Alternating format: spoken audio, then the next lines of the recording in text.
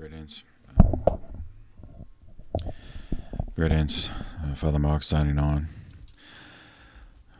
Again, as this is this morning, I videoed the same presentation, almost 2 hours, only to be told by the computer, sorry, the file didn't record. So, Lord, grant me patience. Yes. All right. So we're continuing the course on the modern papacy, modern church history, moving today into the reign of Pope Pius VII, Pope 251, who reigned from March 14th, 1800 to July 20th, 1823. Recall from the last session, Pope Pius VI died on the 29th of August, 1799, from a captivity wrongfully imposed on him by the armies of the French Revolution that was so harsh that it could only be considered murder. At least I consider it murder. Many of the cardinals were either incarcerated themselves or were on the run. So the Holy See was vacant for 7 months until a conclave could meet. Now, they couldn't meet in Rome because that was now occupied territory. But Pius VI had left instructions such that the cardinals were at liberty in a state of emergency to gather for a conclave anywhere that was safe. That turned out to be Venice, for reasons that we'll explain later in this presentation. So they met in Venice for a conclave to elect the next pope. It took them 3.5 months, 14 weeks, to decide. So the conclave of 1799 became the conclave of 1800, before they elected Luigi Chiaramonte as the 251st pope. His Luigi is Luigi. Chiaramonte is Chiaramonte.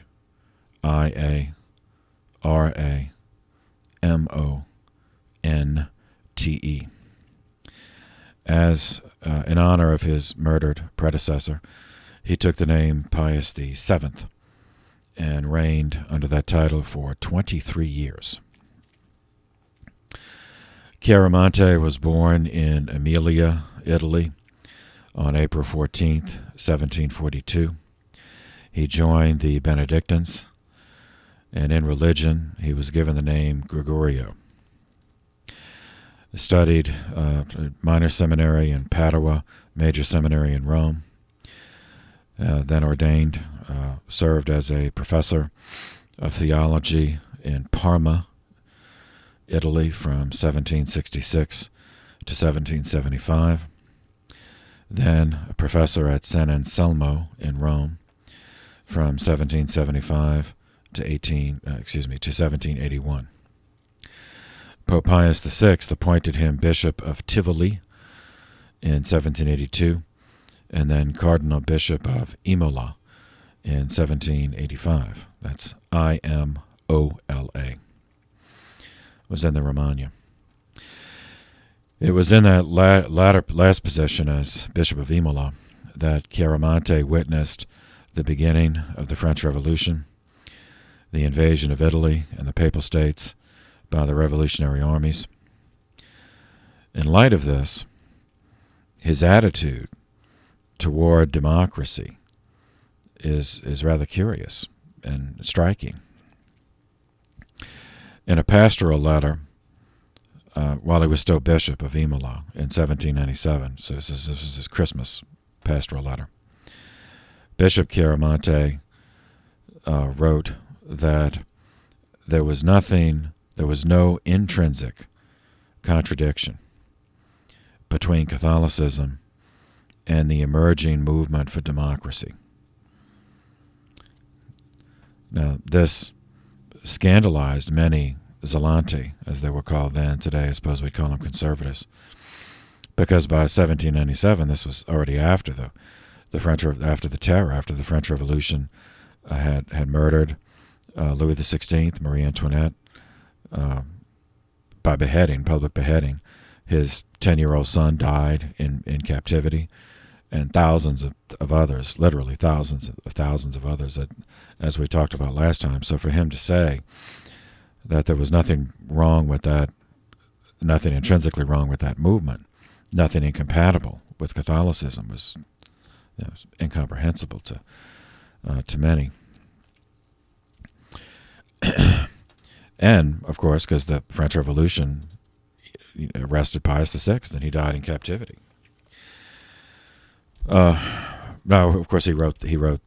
Anyway, but even after Pius VI's death,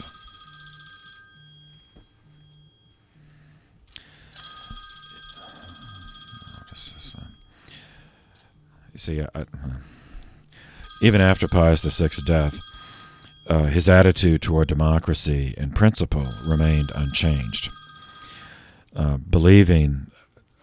Interpreting democracy as something that was perfectly consistent with his Benedictine training.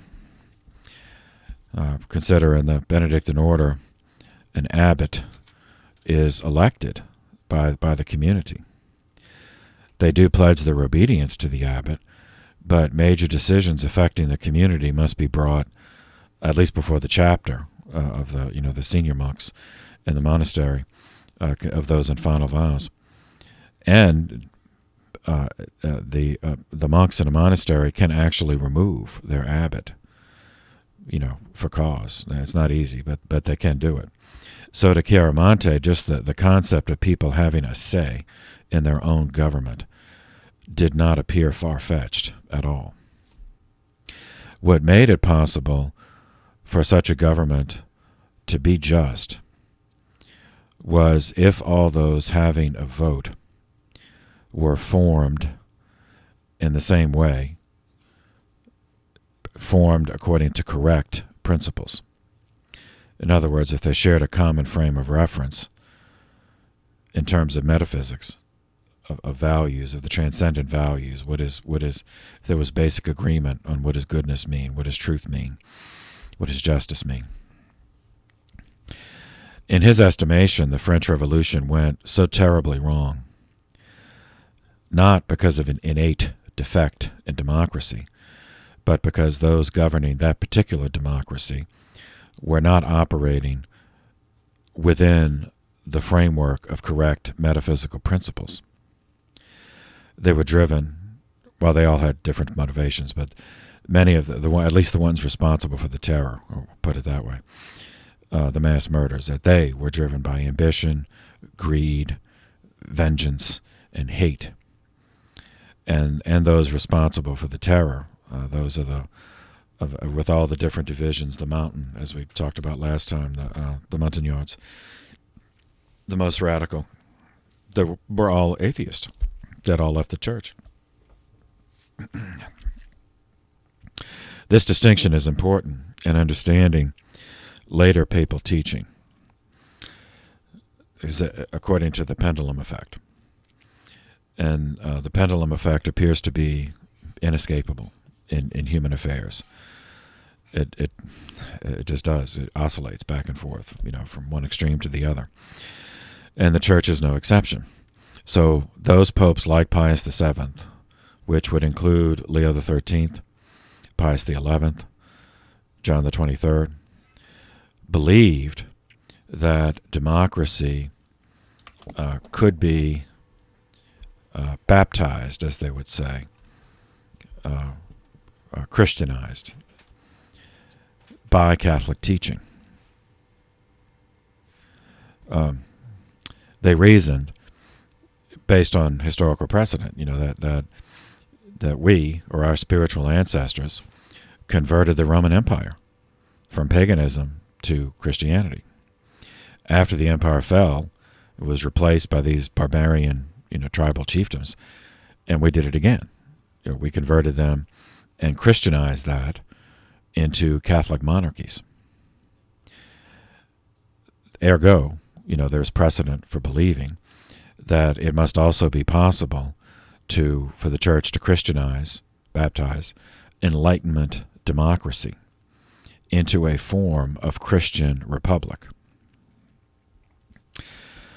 Whereas other popes, as the pendulum swung the other way, popes like Leo XII, Gregory XVI, Pius X, judged democracy solely by the way it had been attempted in their own time, rather than some ideal abstraction.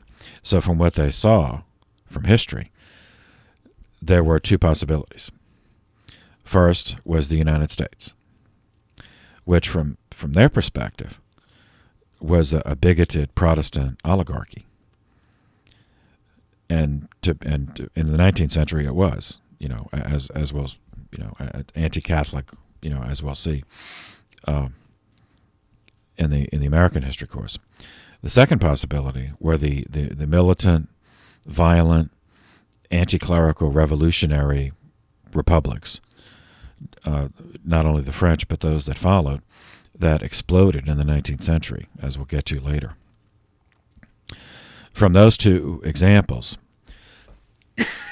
the popes on the, what we now say, conservative end of the spectrum, concluded that the conditions for democracy to work correctly, meaning the electorate sharing correct ethical and metaphysical formation, simply did not exist on a large scale, and was not possible in a world fallen by sin, and not possible on a large scale. It can work in a monastery, but not not on a national level. As such, they taught that the church must remain indifferent to forms of government and focus only on maintaining the independence of the church in a heathen world. In terms of governance, Pius VII inherited Napoleon Bonaparte. For the first 15 years of his pontificate, he had to deal with Napoleon, as the rest of Europe had to deal with Napoleon. Acknowledged by even his most ardent enemies as one of the great generals of history. We covered his background last time. Born in Corsica, Italian extraction, but Corsica was part of France. So he was able to attend French military academies. At the time of the Revolution, he was a commissioned officer in the French army, second lieutenant of artillery, and he distinguished himself at the siege of Toulon, as we covered. Then in 1795, he entered the national arena when he saved the Directory, which was serving as the executive of the revolutionary government, by opening fire on a mob with artillery at point-blank range. And then he was rewarded, receiving an independent command in Italy.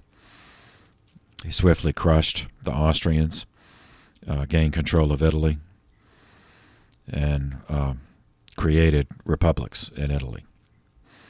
And it was that occupying force in Italy that committed the abduction of Pius VI that ended with his death. After the conquest of Italy, Napoleon crossed the Mediterranean and invaded Egypt. While he was in Egypt, the Austrians struck back. They attacked the garrisons and the puppet republics that Napoleon set up in Italy, and they managed to recapture much of Italy. And so that is what enabled the cardinals to meet in Venice for conclave to elect Pius VII. While Napoleon was in Egypt, the Directory ruling France proved itself incapable of effective action in resolving the problem. I mean, you remember that the problems, the revolution did not just happen. Nothing just happens. France collapsed. The economy collapsed owing to generations of royal incompetence overspending and pointless wars, and the just complete mismanagement of the economy, such that it's astonishing that the revolution waited that long to happen. But so far the revolution, none of the Committee of Public Safety, the Directory, none of them had managed to really solve those problems. And Napoleon, by correspondence, was made aware of the threats to the Directory, and he indicated his wish to be included in the Directory, the executive branch of the revolutionary government. But the Directory refused. So Napoleon left Egypt, brought his troops with him, and essentially invaded France, and deposed the Directory and replaced it with a military dictatorship. And that is considered to be the end of the French Revolution. Now, he wasn't the first dictatorship after the fall of the king, but it's the first one that lasted. And while in reality it was a military dictatorship, he was still, in this early period, it was still using these almost comical references to the ancient Roman Republic. So he adopted the title First Consul from Roman nomenclature on November 9th, 1799. So that moved France from the revolutionary period into the consulate period. Pius VII was elected in Venice, but he refused to relocate the Holy See permanently to Venice or anywhere else in Austrian territory. So he used the distraction of France with this change in government to return to Rome.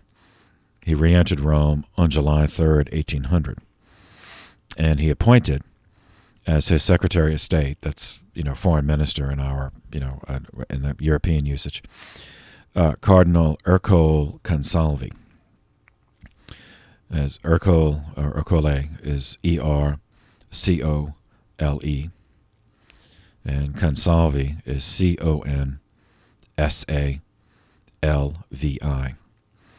Lived from 1757 to 1824. Consalvi, like many others, like Pius VI, had been arrested by the French revolutionary armies when they invaded Italy, but he managed to escape, and so he was free to participate in the conclave that elected Pius VII. Despite all that happened, Pius VII still believed that it was possible to baptize, to Christianize the democratic movements, and he concluded that the continued existence of civilization required the church to do so, to Christianize the emerging democratic movements, so that they're no longer violent revolutionary movements. So to separate the democracy element from the violent, homicidal, revolutionary aspects. Because Pius VII saw clearly, before anyone else, that the French Revolution was not only the result of failures of the French monarchy. It certainly was that, but and that's what most after the fact would have said. Well, it's just the Louis, they just spent too much money, and they couldn't fix the economy, whatever. So they just saw it as just a particular national malfunction, whereas Pius VII perceived that monarchy itself as a form of government and aristocracy as a way of life, essentially feudalism. That he saw that was winding down, that was no longer effective. Just as the Roman Empire had its day. At one time, it was very effective, the most effective around, the strongest around, but it had its time. It collapsed and was replaced by barbarian chiefdoms, which the church Christianized into hereditary monarchies, and that lasted, at this point for 13 centuries. So it did pretty well. But like everything else of human construction, it's not eternal. So he saw that, okay, now it had had its day. And he perceived that democracy was the next step. But democracy as it had been tried in France would be catastrophic, as it was catastrophic every other place it was tried in a violent revolution. So he believed, and he despite everything that happened, that it was possible to separate democracy from the homicidal revolution. And Consalvi shared those views. Consalvi's first task as Secretary of State was to reverse the appalling situation of the church in France, or rather no situation at all, because by this time the church was criminalized. The clergy who had been arrested were already dead, and those who survived had fled. They were out of the country, and practicing the faith was illegal publicly in the country. So in reversing this situation, Consalvi was actually aided by the character of the new first consul, Napoleon. Napoleon was baptized Catholic, at least in his early years was brought up Catholic. But as he studied in French military academies, and they, like the universities we covered, they were just completely infected by Enlightenment rationalism, which was deist at best, but usually atheist.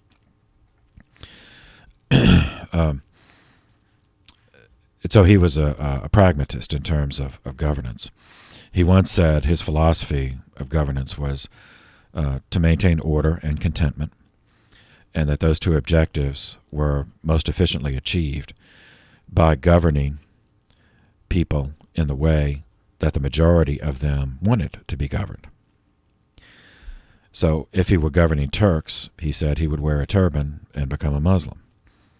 If he were governing Jews, he would rebuild Solomon's temple. But since he was governing France, he would reach an accommodation with the Catholic Church. So Consalvi, to his surprise, found Napoleon receptive to negotiating a concordat, or a treaty, with the Holy See. It was signed on July 16, 1801.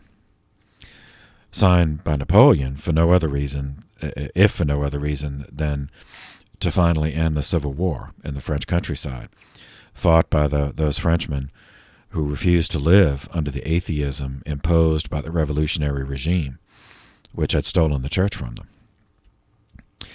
This new concordat, Napoleon was not going to, turn back the clock completely. Like he did not restore all the privileges that the church had under the, before the revolution, under the Austrian regime, under the pre-revolutionary monarchy. And it never would. The church never would, again, have those privileges. However, nor did it, it did not grant Catholicism exclusive established status. So other religions were permitted. Nor did it grant restitution of the stolen property. Nor did it stipulate any sort of punishment for the murders of so many priests and nuns. But at least Catholic churches could reopen, the sacraments could be celebrated openly, and Catholic education could once again be done publicly. The following year, in a typical move for Napoleon, he unilaterally added to the Concordat what he called the Organic Articles on April 6, 1802. I say unilaterally because he did this without consulting the Pope. There were 77 articles pertaining to Catholicism in France, 44 to Protestantism. And they covered details of church governance under the control of the state, as this is a dictatorship. So this is not a free society, any more than the monarchy had been. So this regulated, the government would regulate. He stipulated what clerical garb would be, what they could wear on church grounds, what they could wear or not wear off of church grounds.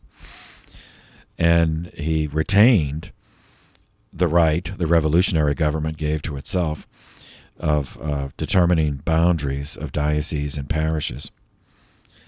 He mandated the teaching of the Gallican articles in seminaries, which were heretical. That was the national church heresy, which had already been condemned. Nevertheless, he mandated that be taught in seminaries. Pius VII declared in the following month, or not declared, he made it known in the following month, on May 24th, 1802, that he had not approved these articles and was not aware of them prior to Napoleon promulgating them. Yet Pius did not go so far as to repudiate the Concordat, because that's just a decision he made on site, because then if he did, then the church is back to being illegal.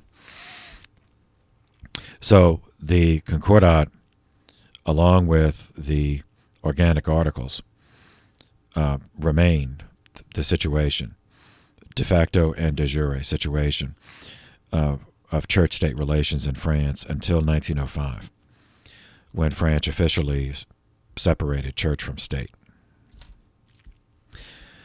It was because of the restoration of freedom of worship by Napoleon that Pius VII went against the advice of most of his cardinals and over the strenuous objection of his Austrian allies, and instead followed the advice of Consalvi to accept the invitation of Napoleon for him, the Pope, to travel to Paris for the coronation of Napoleon as Emperor of the French on December 2nd, 1804.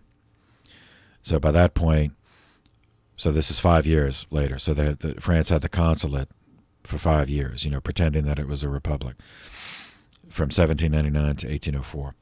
And then by 1804, Napoleon was ready to just dispense with that and just be more honest. Say, yes, this is an empire. This is an empire, and I am the emperor.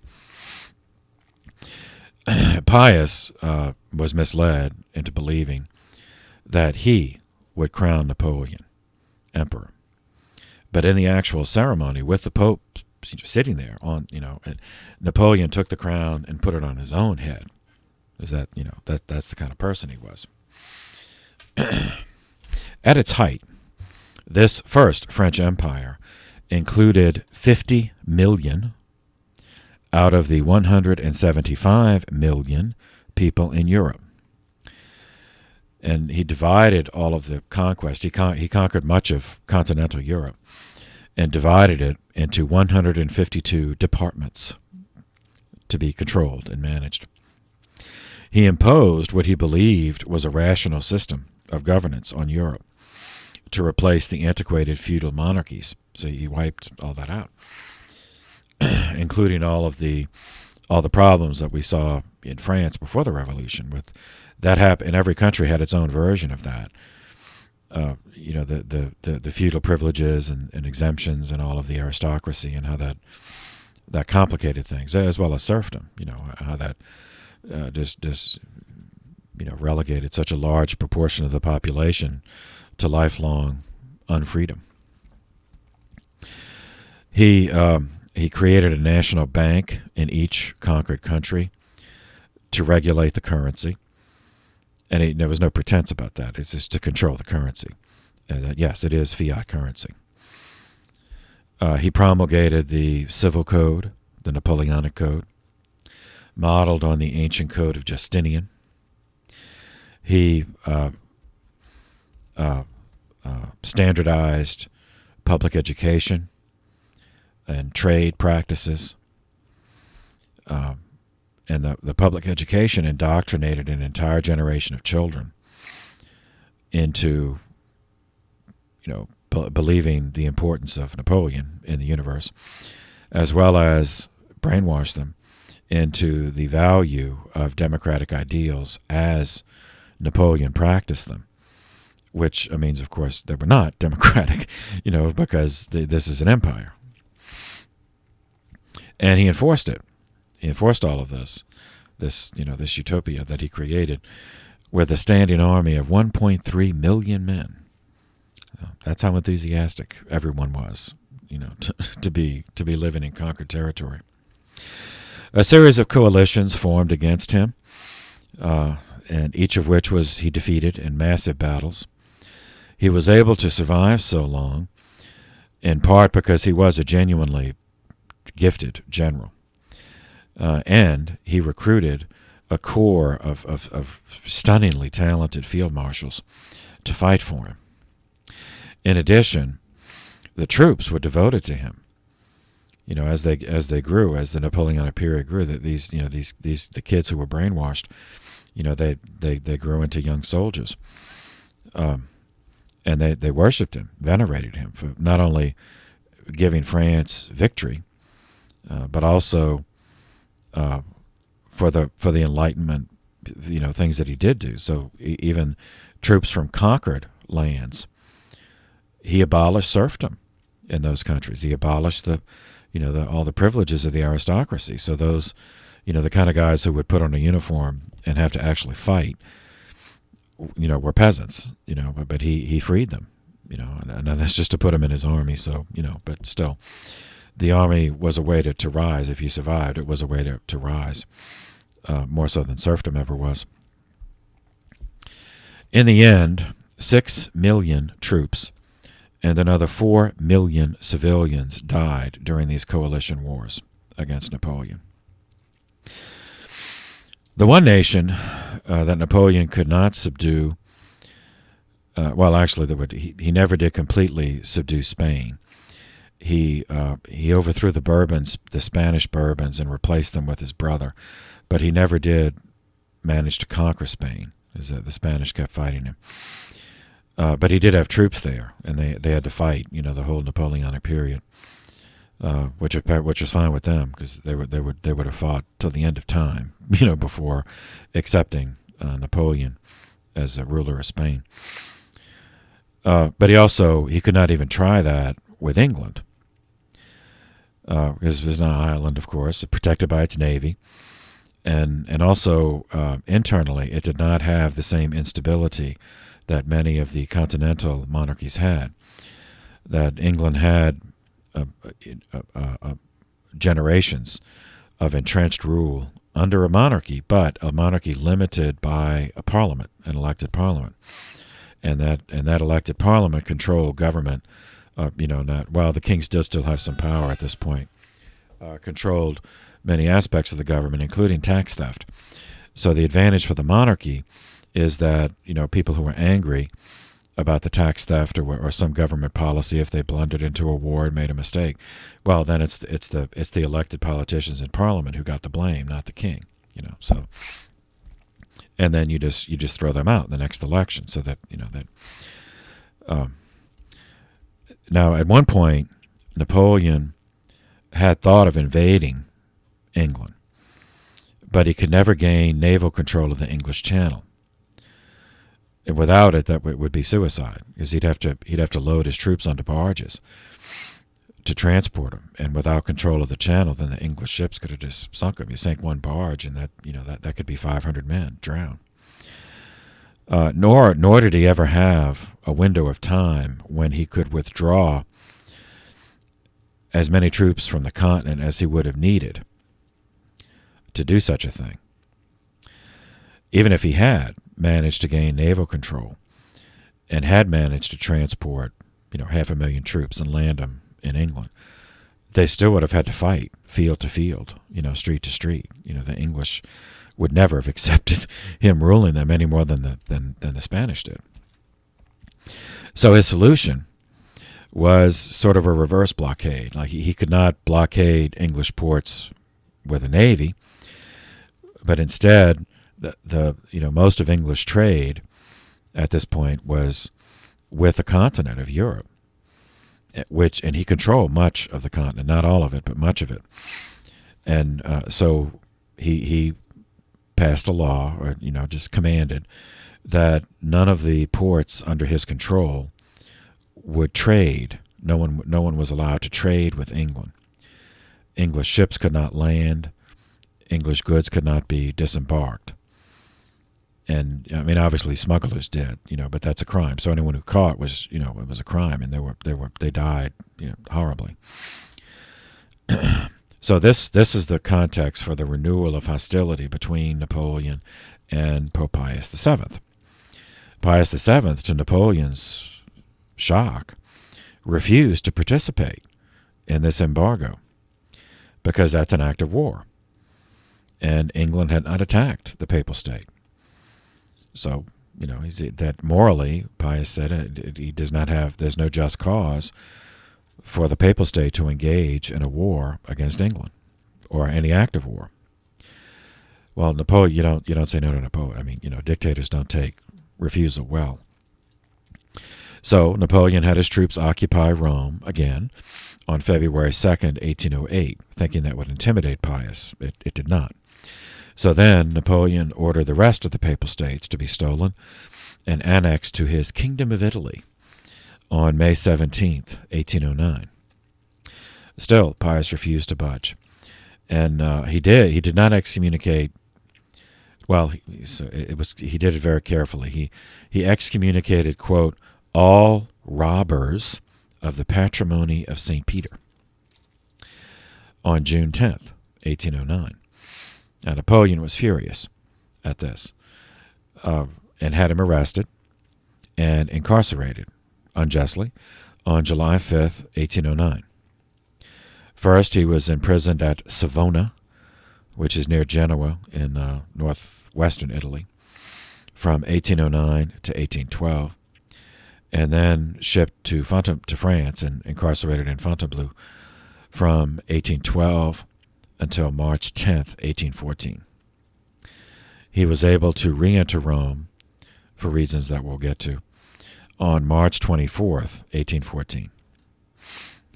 Pius was kept in solitary confinement in order to break his will, it wasn't fed properly, denied, the sunlight, subject to periodic beatings, the abuse, all the things that, all the dehumanizing things that are done to prisoners. Still, he never gave in, and Napoleon could not understand it. Napoleon, without a retinue of people, sycophants, venerating him, Napoleon would have just withered and died. So he could not understand. Solitary confinement is something that would have killed Napoleon in minutes. So he couldn't understand how Pius could endure it. But you remember his background. Pius entered the church as a monk, as a Benedictine monk. So solitary confinement is not going to scare him. Anyway, as so often happens, as St. Augustine explained to us in The City of God, sin punishes itself. In Napoleon's case, it was the sin of pride. Having conquered so much, he still wanted more. He had defeated Russian troops on the battlefield several times, but never on Russian soil. He had already forced the Holy Roman Emperor, the Habsburg Holy Roman Emperor, to set aside that title, meaning that the Tsar of Russia was the only other ruler claiming to be an emperor. Tsar is just the Russian rendering of Caesar. And that, Napoleon's vanity could not tolerate that. Once he had crowned himself emperor, well, then he should be the only emperor. So, in a fateful decision, Napoleon mustered an immense force for the period. Well, even by our standards, it was a force of 650,000 troops, and commenced the invasion of Russia on June 22nd, 1812. He fought two major battles in the traditional sense, field battles. The first at Smolensk, August 16th and 17th, and the second at Borodino on September 7th. He won both of them, but they were both tactical victories, not strategic, so that the Russians' troops were able to withdraw in fighting order, and so remain tactically effective, and they just kept moving deeper and deeper into the countryside. until they lured Napoleon to Moscow. Then Napoleon thought, okay, this is I won. I have Moscow now, so they should surrender. Well, no.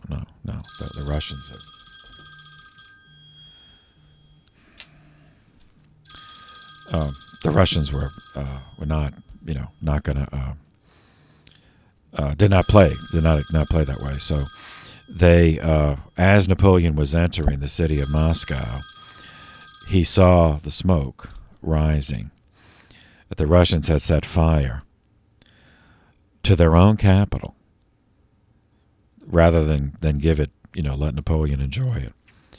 So they were not going to surrender. Now, this raised problems of supply that Napoleon had not anticipated. He thought, okay, I'm at the capital, they have to surrender, then I'll just add Russia to my empire, and then I'll be back further west before the winter sets in. Well, the Russians, they were not going to cooperate with that. And, being trapped in Russia during a Russian winter as enemies of the Russians is not a prospect that any sane person, would want to subject themselves to. So with winter setting in, Napoleon abandoned his army on October 19th, and he returned to France. He left his army there, and they were trapped in the Russian winter as enemies of the Russians. Of the 650,000 who invaded Russia, only 40,000 survived, meaning that Napoleon lost in that one engagement. Well, in that one invasion, he lost actually more men than died on both sides of the American Civil War in 4 years of fighting. So in the Civil War, it was 605,000 died, and he lost 610,000. At last, seeing that Napoleon was not invincible, the monarchs of Europe gathered to take down the animal while it was wounded. Sensing that he needed to reestablish himself, Napoleon engaged them before they were ready, inflicting a serious defeat on the 6th Coalition Army at the Battle of Dresden, August 26th to 27th, 1813. But again, it was a tactical victory, not strategic. He just didn't have enough troops. So the Allies continued to send reinforcements. Finally, the numbers they just had too many troops. He was completely boxed in and outnumbered. So he tried to fight his way out of the box, and that was the Battle of Leipzig, October 16th through 19th, 1813. And he lost. This was the first field battle where he personally was commanding that he lost. He narrowly escaped capture, abandoned his troops once again, and he made it back to France and started gathering more troops. But the damage was too deep. The only substantial army left to him was occupied in Spain, occupied in gruesome fighting. He had 300,000 troops in Spain. But they just couldn't do it. They couldn't conquer Spain. And they were too far anyway to help. I mean, he needed them now. And they were scattered in units all over the peninsula. So not only would they have to, there was not only the distance between Spain and him, but there was the Pyrenees Mountains between him and those troops. So, they essentially were invisible because they could not make it in time. And then as the coalition started, circling towards Paris, Napoleon's own marshals pressured him to abdicate and surrender before the coalition reached Paris. They were particularly afraid of the Russians, that if the Russians got there and there was still a state of war, that they would burn Paris in reprisal, for Napoleon's invasion, which is exactly what they would have done. So to save Paris, really to save himself, but it did have the ancillary function of saving Paris as well as saving his own family. Napoleon abdicated on April 6th, 1813, and made sure to surrender to the English and not the Russians. Because he surrendered to the English, he was permitted to live, and that is not what would have happened if he had surrendered to the Russians. So he was exiled to the island of Elba, Elbe, in the Mediterranean Sea. Stayed there for about 2 years. On February 26th, 1815, Napoleon escaped Elba for what history has called the 100 Days. To the ears of the average soldier, French soldier, Napoleon's name was still magic. In the absence of modern means of communication, they had no idea how badly he had blundered in Russia. Nor did they know that he had shamefully abandoned his army in Russia to die, and then abandoned his army at Leipzig to die in order to save himself. All they knew is that he had once brought glory to France. Also, in that almost 2 years, it wasn't quite 2 years, but between April of 1813 and February of 1815, France was occupied territory. And you know, the Germans and the Russians in particular, occupying troops were not too gentle with the French, because the French, when they had the upper hand, were not too gentle with the Germans and the Russians. So they were tired of it, you know, and they wanted the occupation over. So when Napoleon shows up, you know, he was able. That explains the otherwise anomalous, you know, like how was he able to gather an army so quickly? But he did, and he knew that he had to win swiftly. His hope was to divide and conquer. That was his only chance, if he could divide the coalition. And so he had to engage them one at a time, because what beat him at Leipzig is they just had too many troops. So he first attacked the Germans.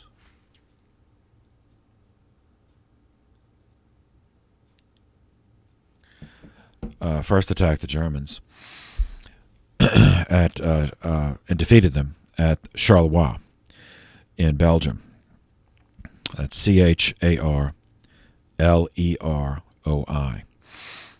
But again, he didn't have enough troops for a strategic victory. It was a tactical victory, but not strategic, because the German general Blücher was able to make an orderly retreat, so they were still combat effective.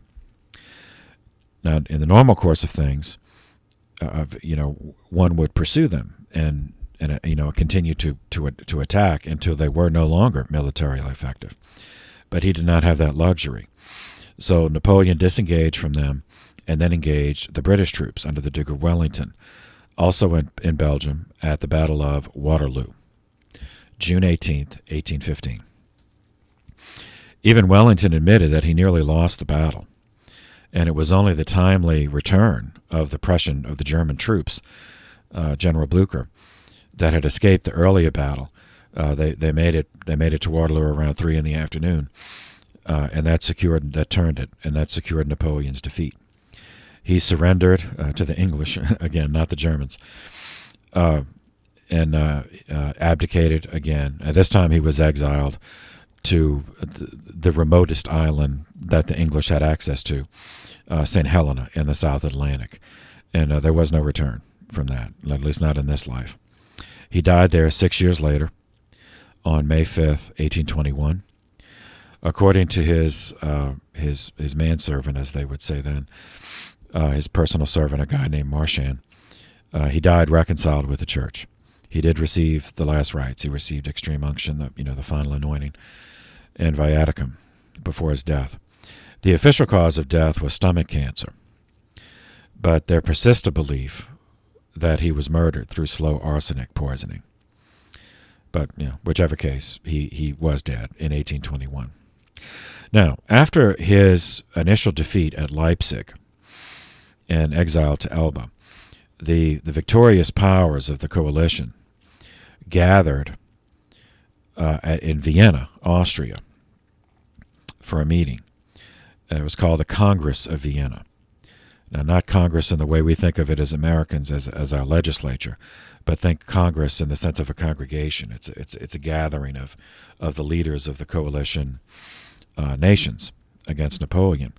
And then, so they were meeting when Napoleon escaped Elba, and they were meeting during the 100 Days.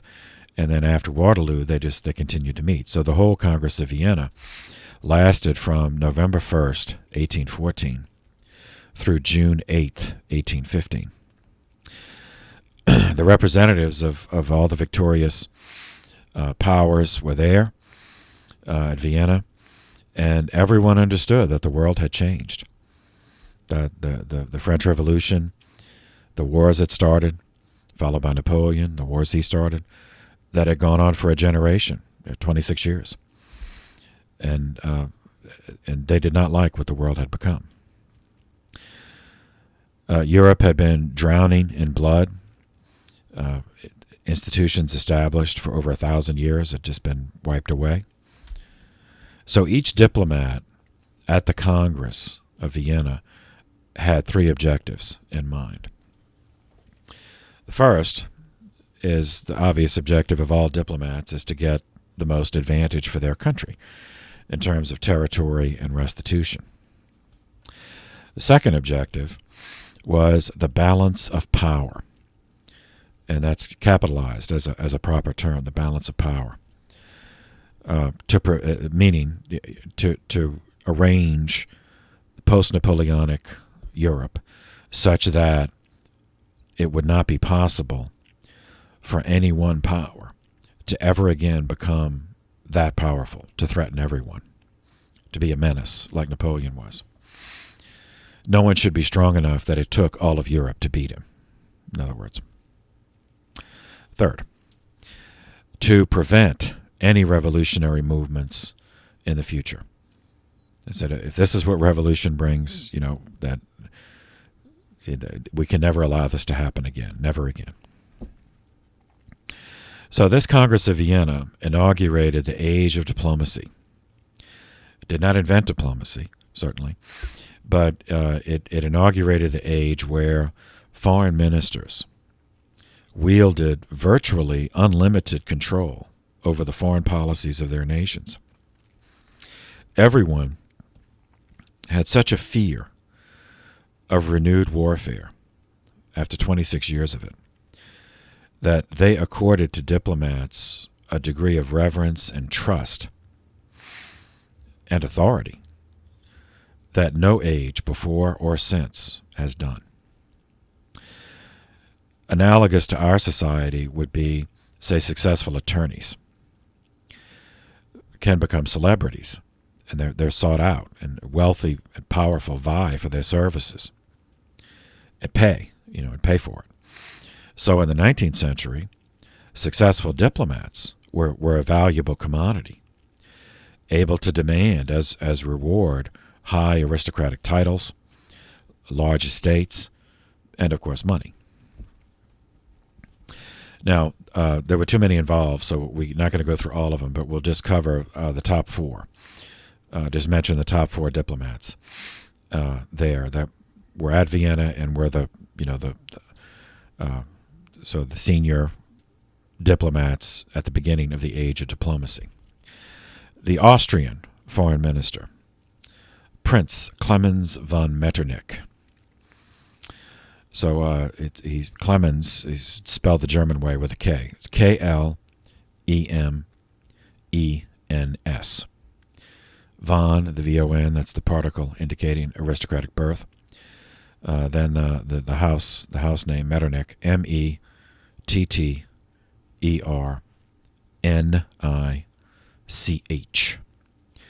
Lived from 1773 to 1859.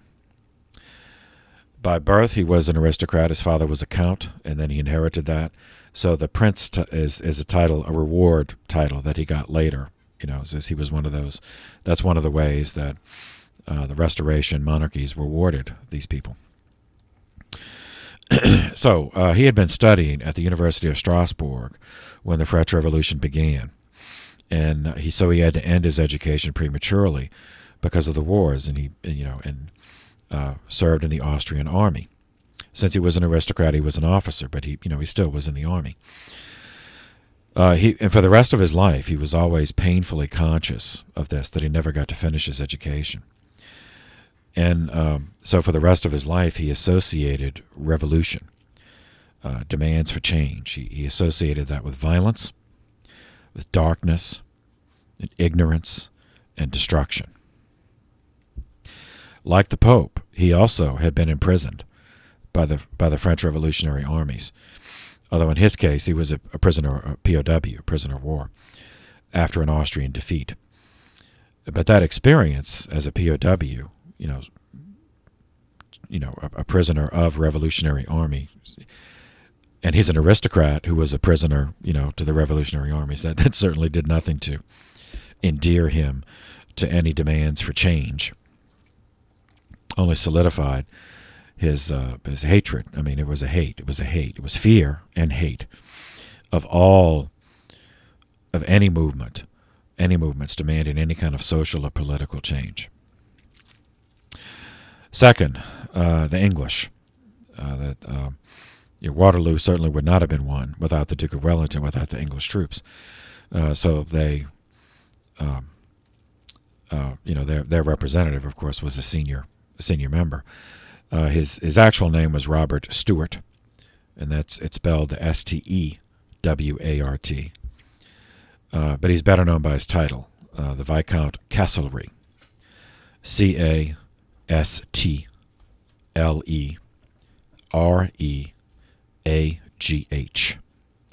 Lived from 1769 till 1822.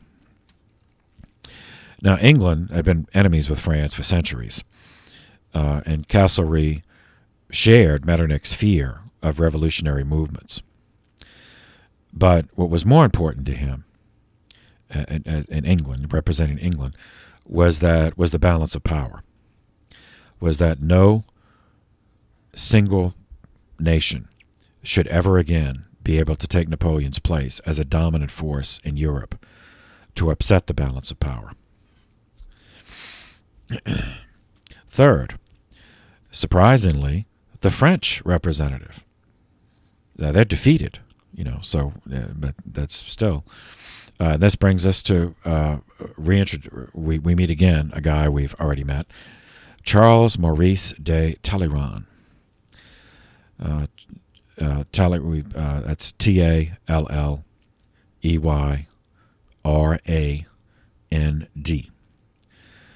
Lived from 1754 to 1838. Born into the aristocracy, as part of the feudalism problem, was sent into the church by his family, who had purchased for him the position of Bishop of Autun, Autun. And that was the position he had at the time of the Revolution. And unlike so many of his heroic fellow clerics, Talleyrand betrayed the church. This is referred to him, and he was mentioned by name in the condemnation of, by Pius VI of the civil constitution of the clergy. But he was one of the only four out of the 134 French bishops, only four of them signed, pledged themselves to the French constitutional church. But that was enough to give it valid orders. Talleyrand is a remarkable figure. I mean, he's a dirtbag in many ways, but still remarkable. One of the great survivors of all of human history. He was one of the few men present at the beginning of the Revolution, someone who was in a position of power and authority before the Revolution, who had the remarkable ability to switch sides just in time to remain with the victor. So he served the Bourbon monarchy prior to the Revolution. He served the revolutionary government that murdered the Bourbon royal family. He then served Napoleon, who overthrew the revolution and replaced it with a dictatorship. And then after Napoleon's defeat at Waterloo, he served the Bourbons again, the restored Bourbon dynasty. So, he's one, in fact, the only one I can think of in France that was in a position of power before the revolution and in a position of power after it was all over with, and for the whole time in between. There were some French, people who were powerful before the revolution who just escaped, stayed away for the whole time, and then they just happened to live long enough to see Napoleon defeated, so they came back to France and they had power again. But he's one that had it before and after, and for the the whole time in between. This is really astonishing. Now, unlike Metternich or Castlereagh, Talleyrand had no central principle, guiding his negotiations other than his own survival. And at the time of the Congress of Vienna, that meant the survival of the newly restored Bourbon monarchy. And the fourth diplomat is one, again, we've already met, Cardinal Ercole Consalvi, representing the Papal State. As we've seen, he also had been imprisoned by the revolutionary armies. And, he did have emotions about it. He wasn't completely detached, but it was different. He was more nuanced. So he did not fear, unlike Metternich and Castlereagh, he did not fear change in itself. He did not fear the proposal of social change in itself. He did fear the violence that came with the French Revolution. But he believed those two things were not existentially connected. That just by happenstance they were connected during the French Revolution because of the particular problems there. So Metternich believed that the solution was to just crush all such movements. As soon as they appear, just crush them, exterminate, all at the beginning, without mercy.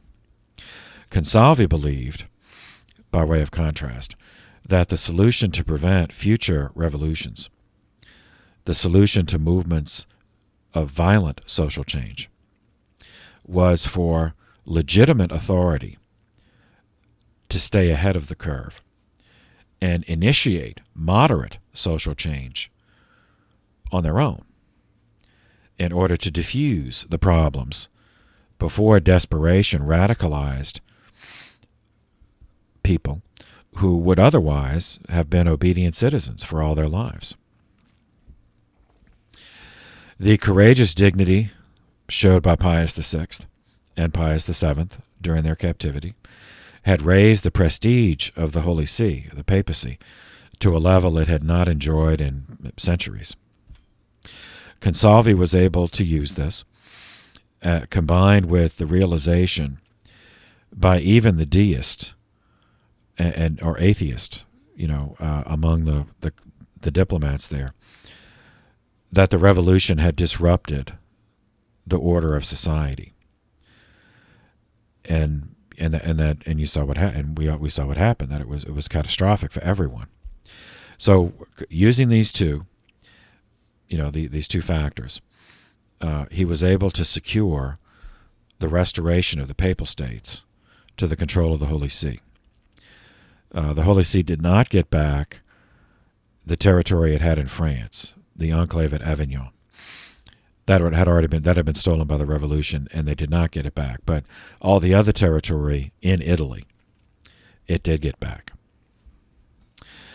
In terms of France, the Bourbon dynasty was restored to the monarchy of France in the person of Louis XVIII. He reigned from 1814 to 1824. He was the younger brother of Louis XVI.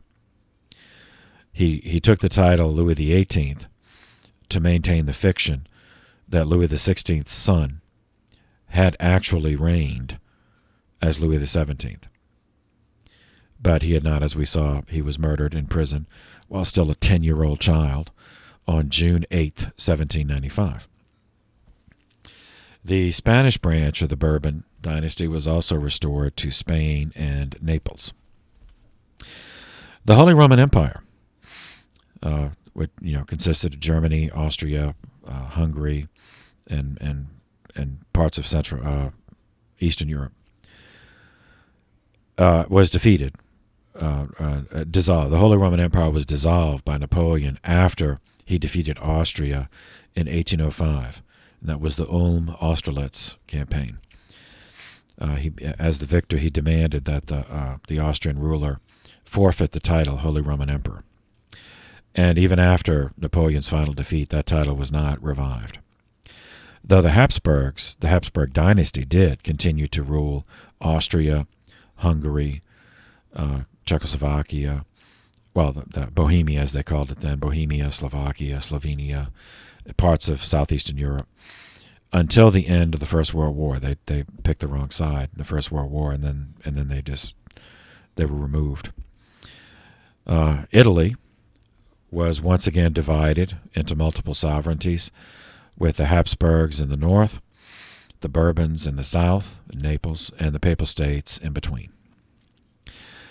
With regard to Germany, as we've seen as far back as the medieval course, Germany was a geographical expression and a cultural expression, but Germany was not a unified country until 1870.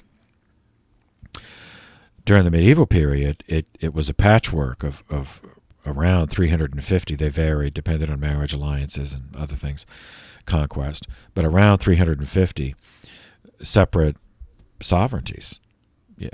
Baronies, counties, duchies, margravates, landgravates, electorates, principalities, and kingdoms. The Kingdom of Prussia, the Kingdom of Bavaria, Kingdom of Hanover.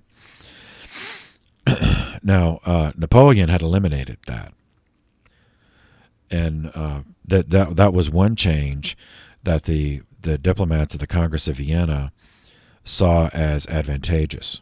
That it was better, not to restore all of that. That was just too much. So instead, Germany, they redrew the lines so that Germany was composed of 38 separate sovereignties, with Prussia being the strongest in the north, the capital at Berlin, and Austria being the strongest in the south. Well, Austria wasn't part of Germany, but it was culturally it was German, and Austria was the strongest kingdom in the south, capital at Vienna. And Austria would hold the presidency of this German confederation. In terms of Poland, Napoleon had restored its existence not as a kingdom, but as a Grand Duchy of Warsaw.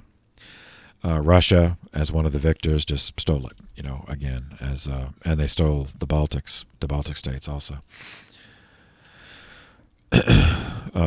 Latvia, Estonia, Lithuania. There were, at the Congress of Vienna and afterward, there were two principles that guided policy internationally for the next century. The first was legitimacy, that government was properly in the hands of hereditary monarchies. Second is that there would be a concert of Europe. Now we use the term concert to mean a musical event, but in this case, think of it as concerted. Concert of Europe was that there were occasions in which Europe would act in a concerted way. Specifically, all the great powers, all the victorious powers agreed that they would ally and combine forces, regardless of any particular disagreements they had about other things. Whenever a revolutionary movement appeared anywhere, they would combine forces and exterminate it. And this, together, the principles of legitimacy and the concert of Europe, characterize the period of the Restoration, the restoration of the monarchies. Now, historians have found much fault with the Congress of Vienna and the Congress system because, and there is some justice to the criticism because they essentially created police states. That were so terrified of a repeat of the French Revolution that they created police states, surveillance. No pretense at civil rights, arbitrary confinement, include use of torture to obtain information, use of death squads, and all that's true. It's undeniable. It was dressed up pretty, with the monarchies and the aristocracy, but they were police states. And they would suffer repeated revolutions because of it, However, in its defense, I have to say that the Congress of Vienna did accomplish the objective of keeping the peace. There was no major bloodbath warfare in Europe for 100 years, almost exactly. So the Congress of Vienna ended in 1815, and the next major bloodbath was World War I, which began in 1914. There were many wars, as we'll see. There were many wars in that period among the European powers, but none of them involved all of Europe, and they were not, at least not the ones in Europe. None of them were the bloodbath that the Revolutionary Wars had been. The first one that was an indication of things to come was the Crimean War, in which European powers were involved, France and England against Russia. But the fighting was not. It was in the Crimea, which is a peninsula projecting into the on the northern coast of the Black Sea. Anyway, that's the Congress of Vienna system. On another level, the intellectual level, theological level, the revolution also changed things. After the radicalization of the revolution, especially in 1792, when it became really homicidal and they put up the guillotine and started, the carousel of carnage, the opposition to the revolutionary ethos coalesced into a recognizable body of thought that is conventionally described as traditionalist. And traditionalist ideology, when applied to the secular realm, would articulate defenses of legitimacy and restoration. When applied to the theological realm, at least to the Catholic theological realm, it is given the name ultramontanism. That's U-L-T-R-A, ultra. Then Montanism, M-O-N-T-A-N-I-S-M.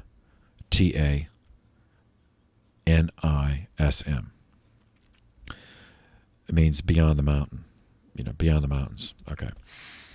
In 1793, when the magnitude of the Reign of Terror had become known, had leaked out and become known, Count Joseph de Maistre, that's M-A-I-S-T-R-E,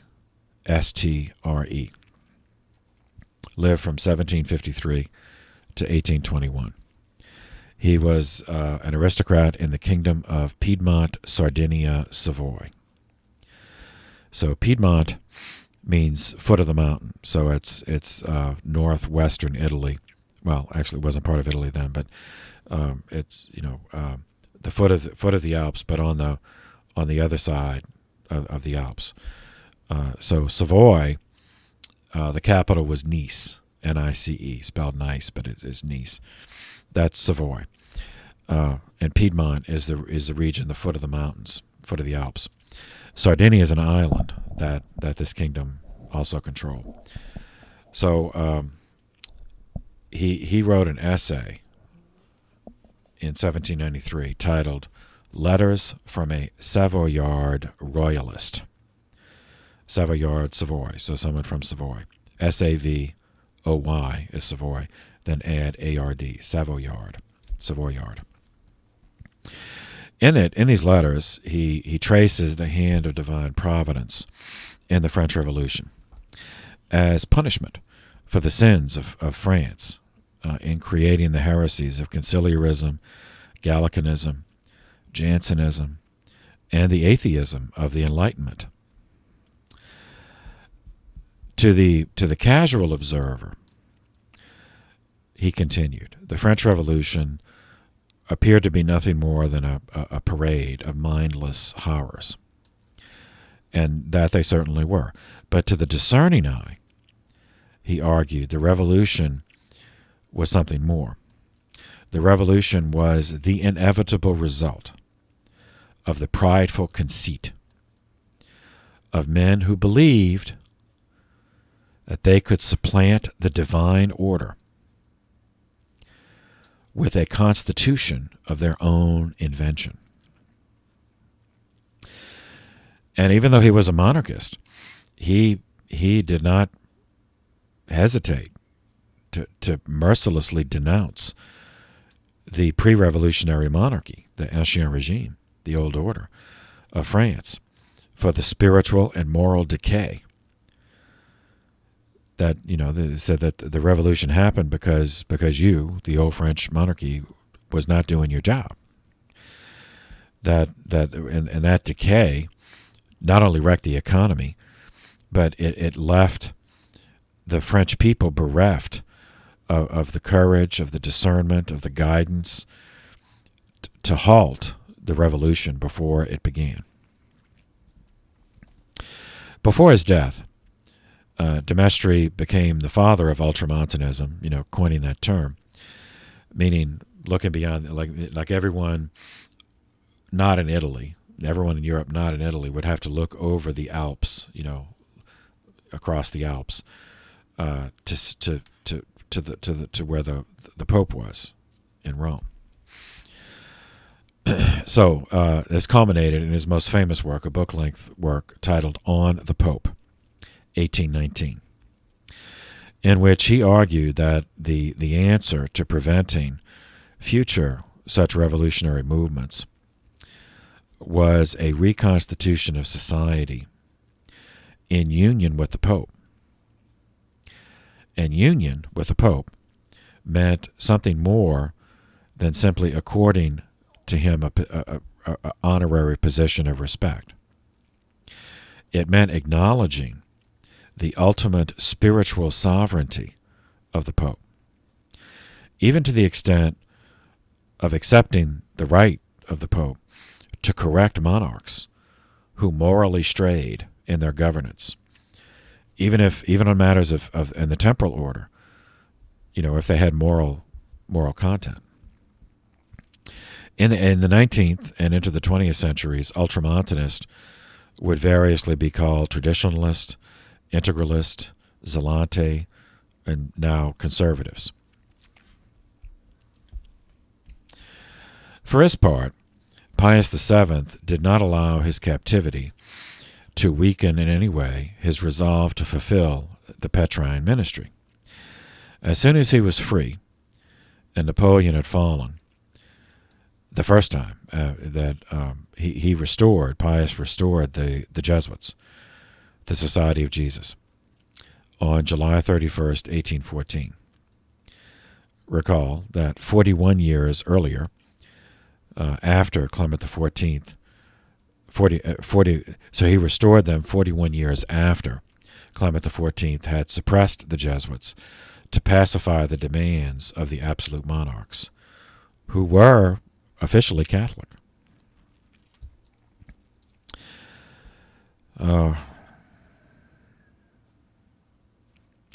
He condemned Protestant Bible societies in June of 1816.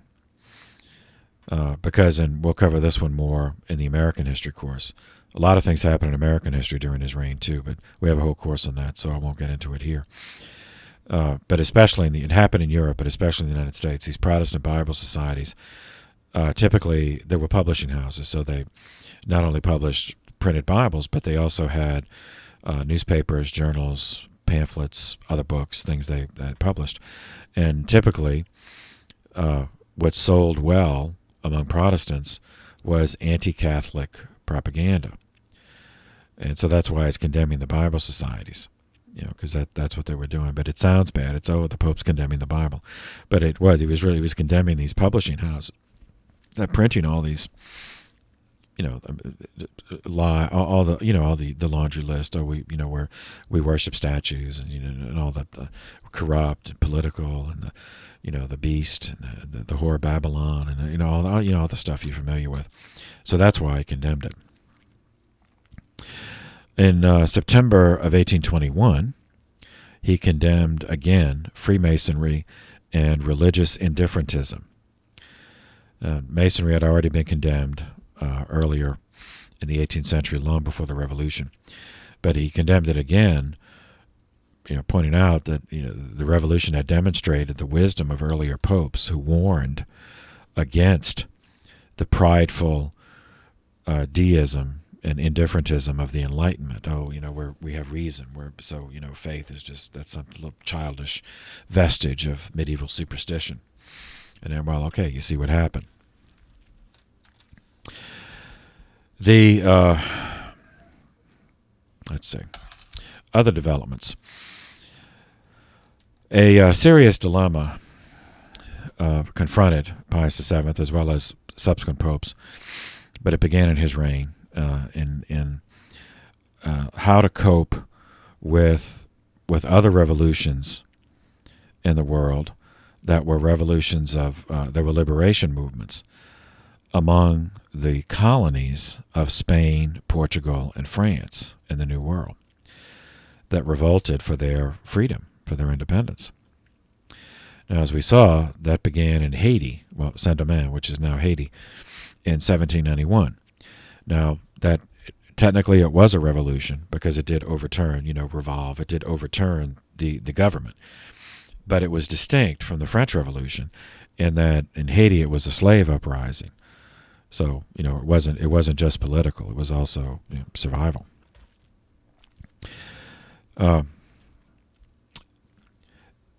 That combined with Napoleon's invasion of the Iberian Peninsula, Spain and Portugal. Now, the Portuguese royal family escaped from Portugal, and they took up refuge in Brazil.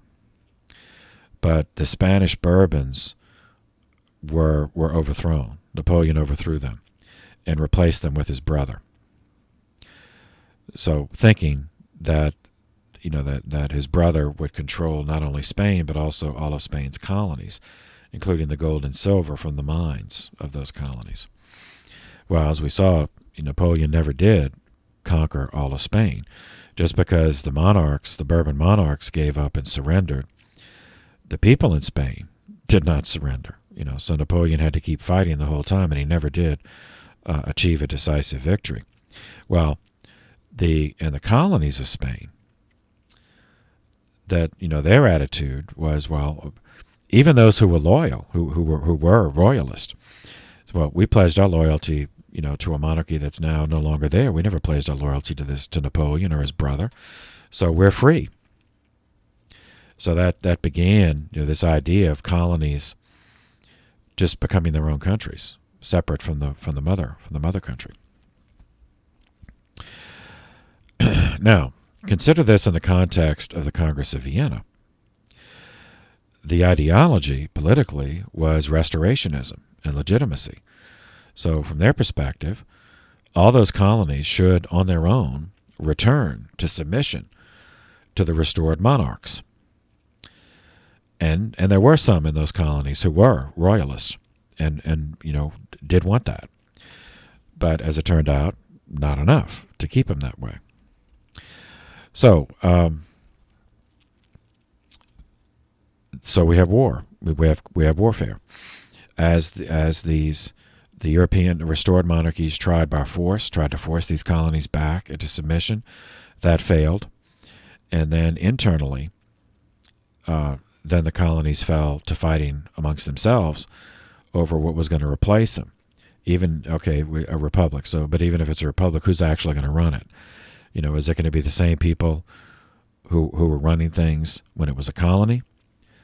Or are the people, the serfs, so to speak, or peons, as they would say, the peasants, the landless peasantry, just the people who actually do all the work, are they going to have a chance to run the country themselves?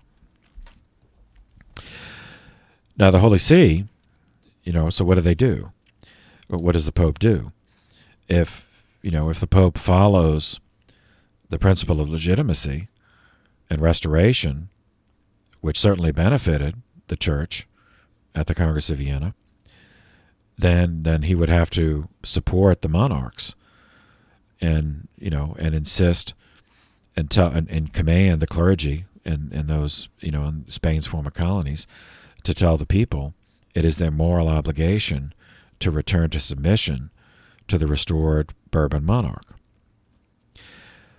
But if they do that, if the Pope would do that, and then the monarchs cannot reassert control over the colonies, then whoever's left in charge will regard the church as an enemy.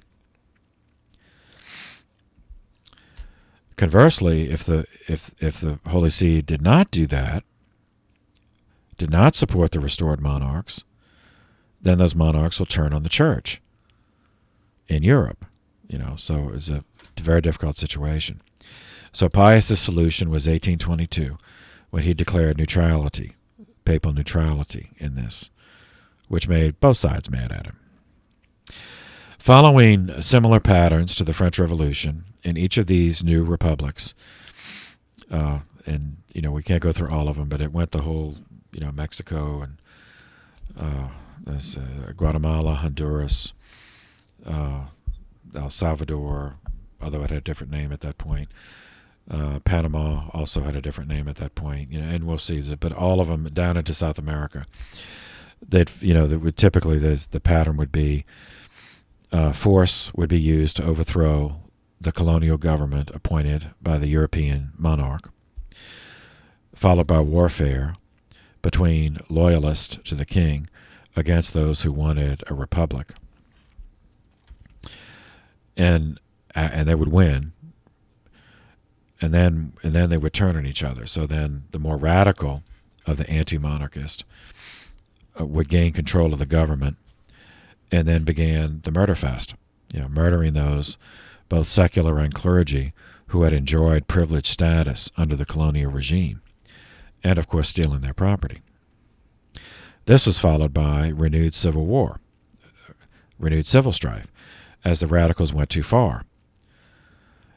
And so then there would be an alliance between the former loyalists who had been defeated and the anti-royalists who nevertheless thought the radicals were going too far. So then you have another civil war. And of course it's the innocent, who are caught in the middle of all this, the peasants who, the people who just want to, grow their food, take care of their animals, raise their family, live in peace. But, they can't do that because you got all these other people who want to run things.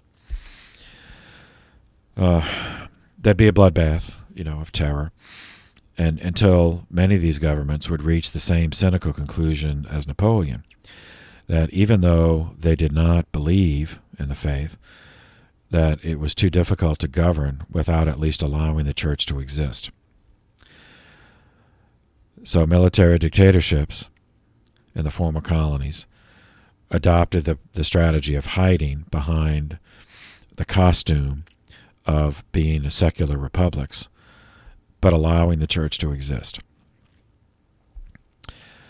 And then in the 20th century, some of that's going to change, where they decide just to exterminate the church, and that's going to cause another round of bloodshed.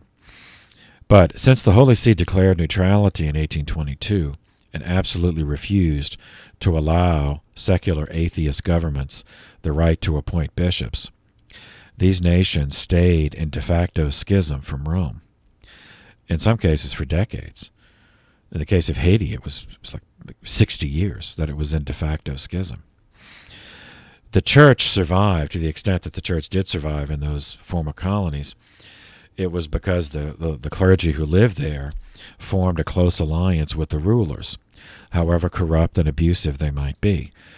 This created a pattern similar to the to France before the Revolution, with the upper clergy, the bishops and the abbots, being related to, or at least friendly with, but for the most part related to, younger sons of wealthy, large landowning families, the hacendados, the hidalgos, and friendly with the military rulers, while the parish clergy were typically those of common birth, of low birth, and they actually lived among the people and generally were sympathetic to them. So that's the context for the development of liberation theology, which in some cases became violent in the 20th century. Where you have lower clergy siding with the revolutionaries against the dictatorships, even if some of those dictators had bishops telling the priest to support the government, following the principle of legitimacy. And it was a mess.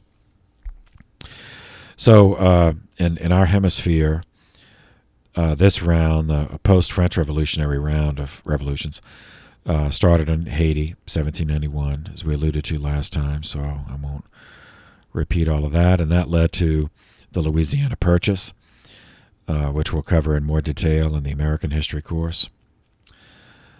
In South America, the revolutionary movements can largely be seen through the life of Simon Bolivar, Bolivar, who lived from 1783 to 1830. Born in Caracas, which is now Venezuela, into an aristocratic family which had money in mining interest. He was sent to Europe for his education, which is typically what the wealthy colonial families did, send the children back to the homeland for education. So coincident in time, he happened to be there, so he served, actually, under Napoleon. He served in the French army under Napoleon. Then he returned to his homeland in 1807 after Napoleon invaded Spain and toppled the Bourbon monarchy. Bolivar realized this meant opportunity for his homeland to achieve independence. So he led a war against royalist colonial administrations in South America who were still holding on to power because they were the ones that had the power under the monarch. They controlled the land, they controlled the government, and they were hoping that, so they didn't want to give that up, and they were hoping the Bourbons would be restored eventually and rewarded, and they would be rewarded for their loyalty. So this is essentially civil wars, and civil wars are merciless and the atrocities on all sides. He began with Venezuela because he knew that's where he was from. He knew the territory. His family had contacts there who were willing to help him. By 1813, he was able to proclaim Venezuela an independent republic. With this success, Bolivar dreamed of making South America, the whole continent, into a federation of republics, organized along constitutional lines like the United States. And you imagine, if that would have happened, history would have been very different. To achieve this dream, he waged war against the Spanish Viceroyalty of New Granada. By 1819, he was victorious, and from that Viceroyalty, the future countries of Colombia, Ecuador, and Panama were created as the Republic of Greater Colombia, with Bolivar as the first president. That left the Viceroyalty of Peru on the other side of the on the western side, the Pacific side of the continent. And Peru included not only present-day Peru, but also present-day Chile and Bolivia, was still governed by colonial loyalists. He formed an alliance with his counterpart in Argentina, the liberator of Argentina, another general, José de San Martín. Together they made war on the Viceroyalty of Peru. 5 years of gruesome fighting, as the topography is different. On that side, on the western side of South America, is the Andes Mountains, so fighting in the mountains. Just breathing that high, just climbing up that high and breathing that high is a struggle. But then, imagine fighting up there.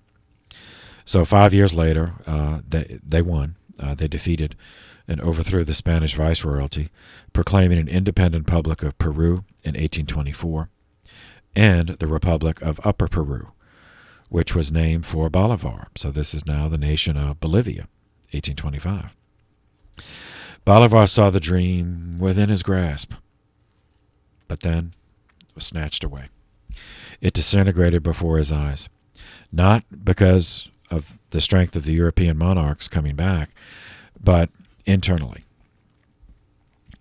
So he achieved victory because unity of purpose among enough people, among a critical mass, was able to solidify around the cause of ousting Spanish royalists. But that unity of purpose did not endure after achieving independence in answering the questions of what kind of government should replace the colonial monarchies and who should be in charge. So when those questions had to be answered, then the rifts became visible. Rifts along the line of family alliances, social class, economic class, and ethnicity. So remember, seminarians never forget, ethnic hatred only and always serves Satan. All this is complicated by political ideology, because there were those on both sides, the left and the right, who were able to capitalize on the emotions, these emotions, to get supporters. So this prevented, all these came together, and they prevented Bolivar's South American Federation of Constitutional Republics from coming to an existence.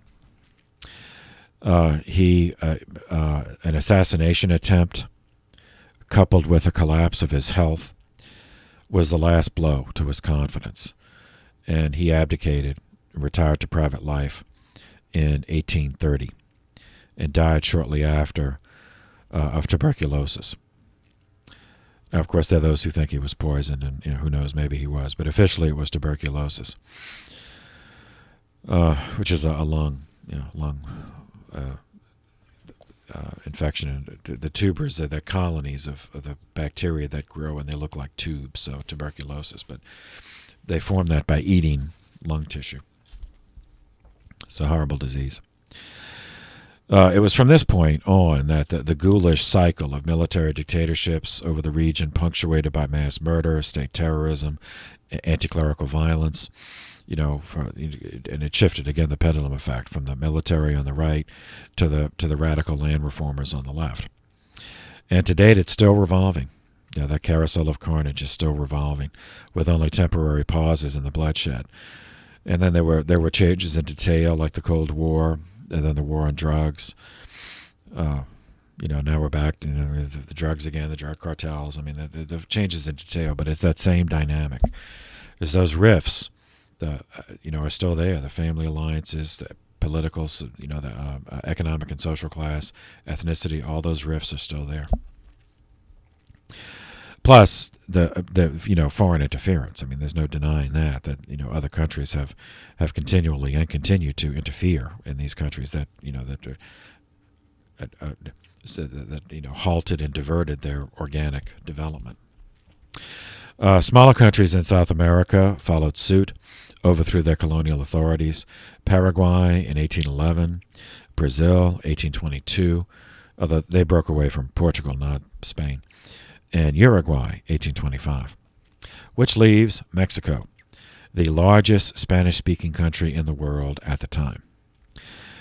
In an irony, a bitter irony, considering how viciously Mexico would persecute the church in the 20th century, the man who initiated Mexican independence was a Catholic priest, Miguel Hidalgo y Costilla.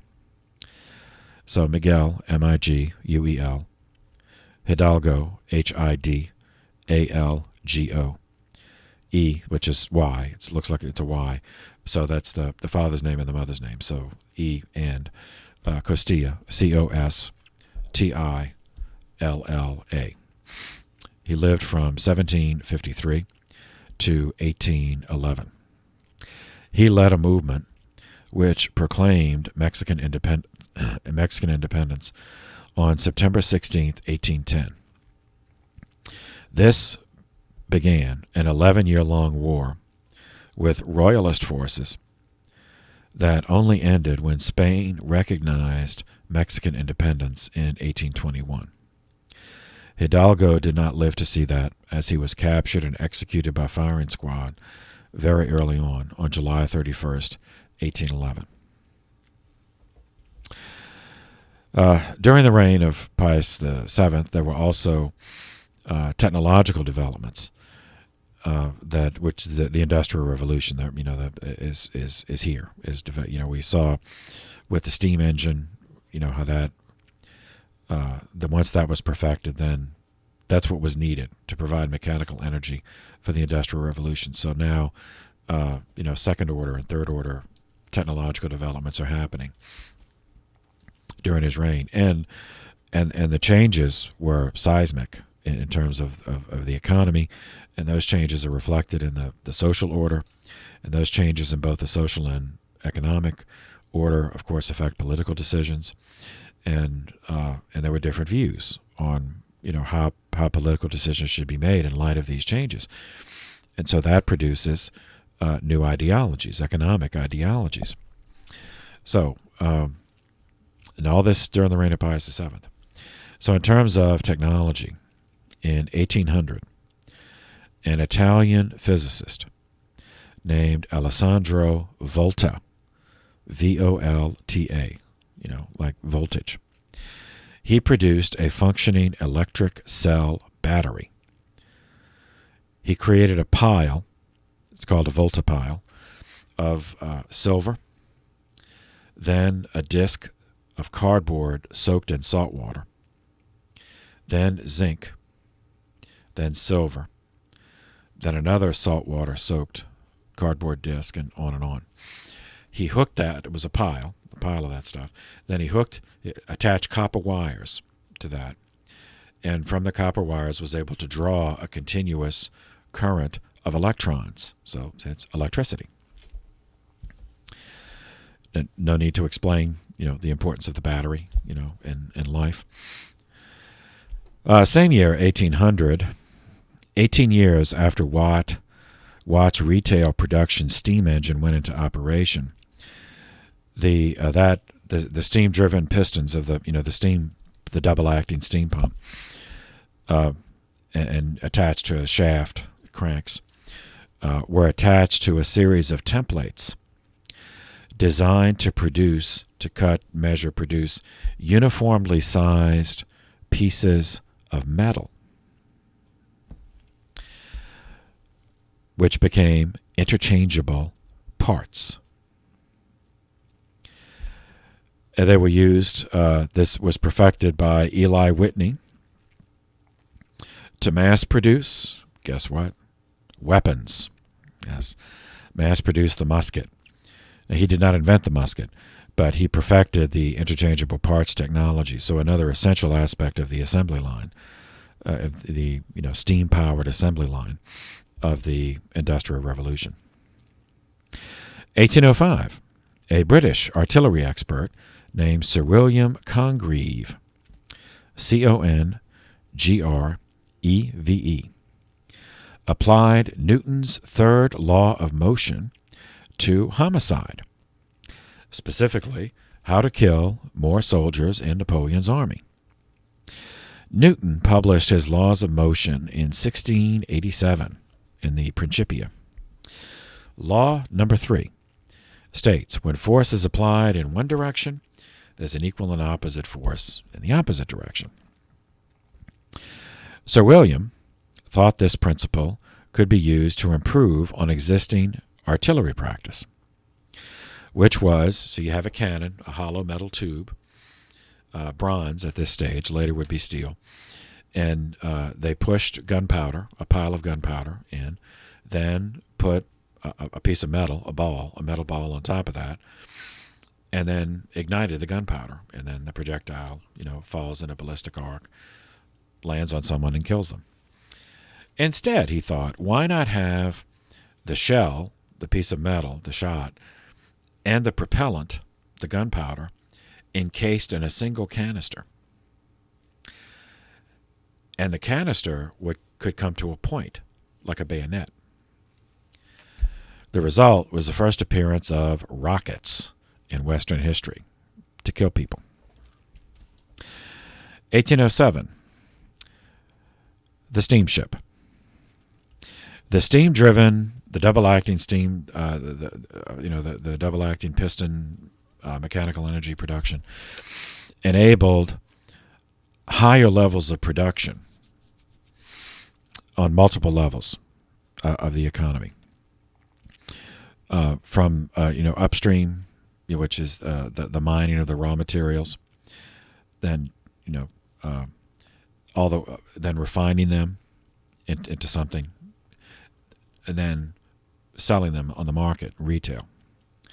But that was not going to produce the more efficiencies produced, that enabled by the mechanical energy of steam, was not going to produce the hoped for profits without an efficient means of transporting raw materials from wherever they were, the fields, the mines, to factories where they'd be altered and into refined, and then from the factory to the market for sale. In 1807, Robert Fulton, Fulton, took the steam engine to provide mechanical energy for this, but instead of attaching it to a pump or to a set of gears to generate repetitive motion for a mill or for interchangeable parts, instead he attached it to a giant paddle wheel to move a ship through water. The first he launched was the USS Clermont. That was his proof of concept. Now, note, he was not the first one to do this. The first one to do it was John Fitch in 1787. But Fitch did not have the connections to mass produce it. Fulton did, so he's the one that got the credit. 3 years later, 1810, the use of the steam-driven pump was applied to creating a vacuum. Now, that was not invented in 1810. That was creating a vacuum was done artificially in 1650 by a German physicist. But it was applied to food production, or rather food storage, in France by Francois Appert, Appert. So in his case, the vacuum, he would create a vacuum in a bottle to store fruits and vegetables, and then sold those to the army, to make money. So now this technology, this became canned food, but it started in bottles because in 1810 they didn't have the machining to be able to do the aluminum in such a way that they could make a vacuum, that it was tight enough to make a vacuum. Eventually that would be perfected. Then it would move from bottles to cans, but it was the same idea. You put the stuff in fresh, stuff that does not last long, but you put it in fresh, then suck out the air. It's a vacuum, so it will last longer. And here we have another element of the contemporary economy created. 3 years later, 1813, we find a philosophical response to the changes of the social and economic dynamic of the early industrial period. Specifically, steam-driven machinery and the factories they enabled caused a substantial demographic shift, such that worker populations left their villages and often lived near the factories, and these little towns would grow up around these factories. So these towns were typically far from established communities, so that the social fabric of family life and church life were fragmented. Abuse of employees through squalid, unsafe conditions, long hours, led to widespread alcohol and opium abuse. Now, opium was legal at the time, but still, the biological effects it's poison, and it's large. So the effects on the body were deleterious. And that, in turn, often led to domestic violence and to squandering family financial resources. And so you have these tragic stories. These guys work 16 hours a day in these brutal, unsafe conditions to make a pittance. And then even that, they spend it, spend it on alcohol or opium. So, nothing to show for all that work. Then they do that until they drop dead. These developments in society were of course negative, and they were perceived to be so by many and cause many to challenge the prevailing economic system based on either physiocracy or Adam Smith's capitalism, which had replaced mercantilism during the wars, during the generation of Revolutionary Wars and Napoleonic Wars. This challenge follows the pendulum effect. All right, so prior to the revolution, you had mercantilism, which was a government-managed economy under a monarchy. Then, because of the wars, they had to go back to paper money, to fund it. 26 years of warfare, and the technological advances of the early industrial period. So, and then it produces these, the social blight that I described. So the critique went back to before the capitalism and industrialization, to mercantilism, but idealized it. So the people who idealized it never actually lived under it. So they idealizing that, but not in its exact same form. So what they took was the idea of a government-managed economy for the common good, But they left aside managed by a monarchy. And instead it would be managed by a government that was something other than a monarchy.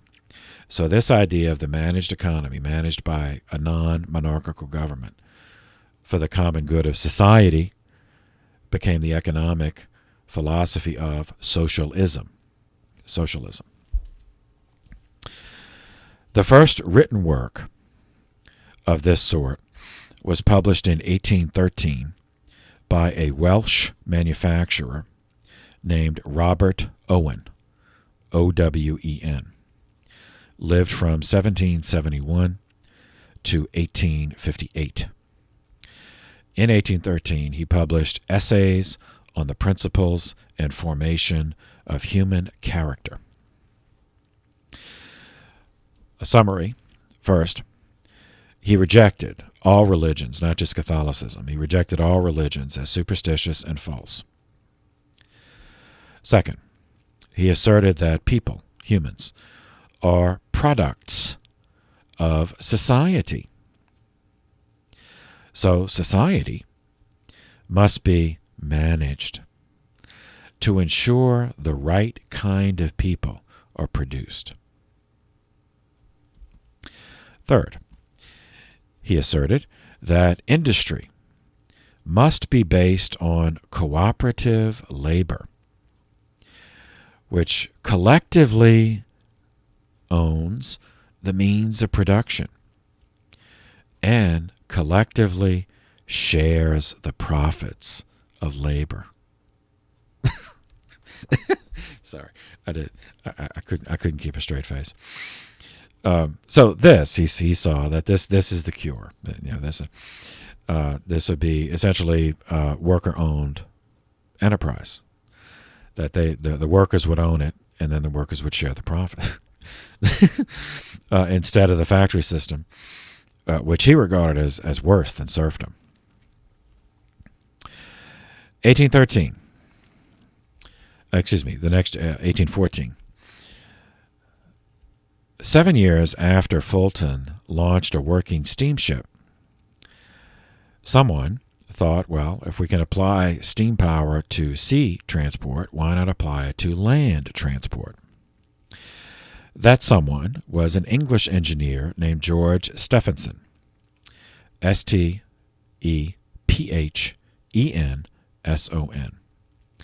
He took the steam engine, the steam-driven, piston engine, but instead of attaching it to a paddle wheel, he devised a chassis with perpendicular axes, a rectangle with two or more perpendicular axes, and then a drive shaft, bisecting in the middle, attached to all of them, so that the wheels could turn.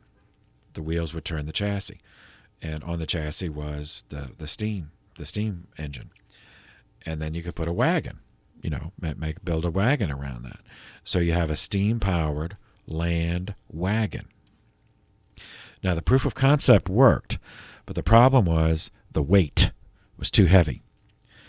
There were very few paved roads, and a gravel road, well packed gravel road might be able to handle it, but certainly the typical mud road would not. It would just sink. But this is a step. The steam-powered land wagon is a step toward the railroad. So we're not there yet, but 1814 is an essential step. 1815, the first steam-propelled warship. You knew that was coming. The USS Fulton, displacement 38 tons. So that's insignificant compared to warships today, but it was proof of concept. 1817, a Frenchman named Claude Henri de Rouvoy, Rouvroi, better known by his title, the Comte de Saint-Simon, the Count of Saint-Simon, Saint-Simon, lived from 1760 to 1825. In 1817, he published a book titled Industry, which is a further development of the philosophy of socialism. To summarize, he asserted a group of humans, a nation, is comprised of a group of humans who are an assembly of workers. Second, systems of organizing humans on a national level that are based on greed, such as capitalism, or based on inherited position, such as monarchy, are inherently unstable because they foster resentment that will inevitably turn violent. Third, a community religion consisting of a diluted Christianity, essentially the Beatitudes, of collaborative ethical altruism, could serve as the basis for a new national community structure in which power is shared among the workers whose labor sustains the community structure. In order for this to work, fourth point, abolition of inherited wealth would prevent the development of economic stratification, which contributes to class conflict, creates multiple classes, and therefore makes class conflict inevitable. So he was willing to accept the concept of private property during one's lifetime.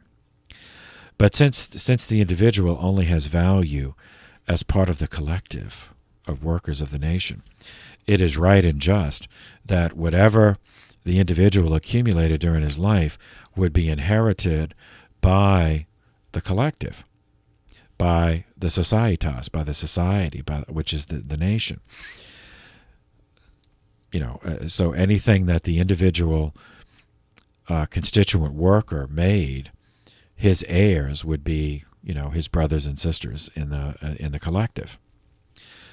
And so there would be you would not have inherited wealth. So you would no family could build up, a vast amount of money to pass on that would give that next generation an advantage over others whose family had not been able to accrue that much. Now, notice that this is 31 years before Karl Marx published the Communist Manifesto in 1848. But you see, we have steps along the way. The management of society, this idea of the workers, of the individual subordinated to the collective, the management deliberately creating policies that will prevent accumulation of wealth for individuals and families. So, again, nothing just happens. Karl Marx the Communist Manifesto did not just, appear out of nowhere. Same year, 1817, back to England. David Ricardo, I know his name sounds Italian, but he was English. Ricardo. Lived from 1772 to 1823. He made his fortune on the London Stock Exchange, so he was a professional investor. When he retired, he became sort of an amateur economist, so he had a lot of free time, and he took up his pen to respond to Owen Smith and to Saint-Simon. He responded with a defense of Adam Smith's capitalism, because those two were saying that they proposed socialism. They asserted that capitalism, even that early, was a moral failure because of the abuses of the workers in the early industrial period, and they proposed socialism as the solution. So he responded with a defense of capitalism in a work titled "Principles of Political Economy and Taxation." And though he made his fortune on the stock exchange, he nevertheless argued against normalizing the use of paper bills of credit as currency, meaning paper money. So that all the countries did that during the French Revolutionary Wars and the Coalition Wars to pay for the wars. But he saw that as an emergency situation that should not be normalized, because his reasoning was that paper money distorted the organic development of a domestic market, and therefore rendered it unable to coherently engage in foreign trade. Because even if the countries you're trading with also use paper money, the distortion occurs at variable rates in each country. And it also detaches the use of paper money. He saw it makes it impossible to accurately assess value of a product, because the more paper money you print, then it's inflated. So there's that inverse thing that's what ironically inflation, which you think goes up, but the more paper money is printed, the more is around, the less valuable each piece of paper is. So that's inflation. So you're inflating by printing more money, putting it out, but that actually has the reverse effect on value. So the value of each piece of paper is less the more you print, and so then you can't, the finished product, or whatever it is, a wagon, that you can't, that once the paper money is printed, and then you can't accurately put an accurate value, like by nature, what is a wagon worth. Well, with all the paper money, and that changes, that distorts value. So then you can't accurately price what a wagon is made of. Well, what are the wheels worth? And wheels don't occur in nature. So what are the wheels made of? Somebody has to go get that raw material. Somebody has to make that raw material. That raw material has to be transported from from the trees. How do you go from a tree to a wagon? And so he sees the distortion as multi-level. And that same distortion is happening in every country that normalizes use of paper money. And so it's not even convenient enough to where the distortions are all the same, because each country's distortions are going to be different, because each one they're going to print paper money at different rates, different amounts, and then the different size of the populations. So he just said that it becomes irrational, not impossible. You still find ways to trade. But he saw it as more trouble than it was worth. His solution was, of course, the gold standard. Since gold does not rust, and you can keep it 1,000 years, it's not going to rust. So that represents an objective basis, in his view, an objective basis on which to make economic calculations. And further, gold is not infinite. Like you can just keep printing paper money forever, but you can't do that with gold. You can't just make gold out of nothing. So again, there's a natural limitation, which can be computed.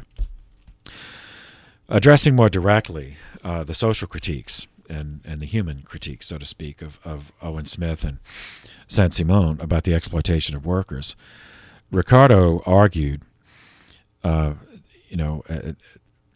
any attempt to improve the real income of workers was futile.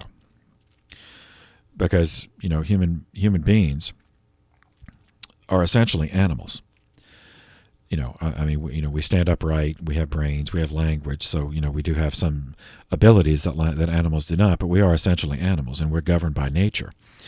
And so by nature, he argues that man, a human, that humans will work as little as they possibly can.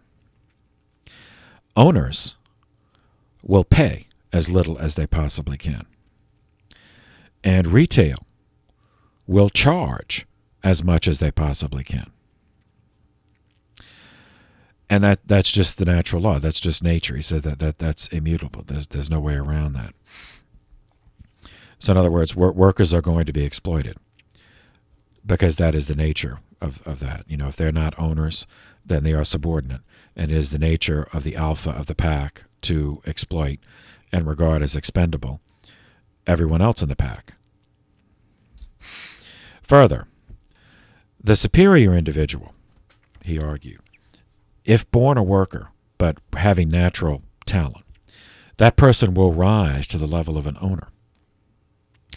Whereas an inferior worker will remain at the bottom of the market and just stay there. Likewise, an inferior person, even if born into a family of owners, will be crushed in an organic marketplace.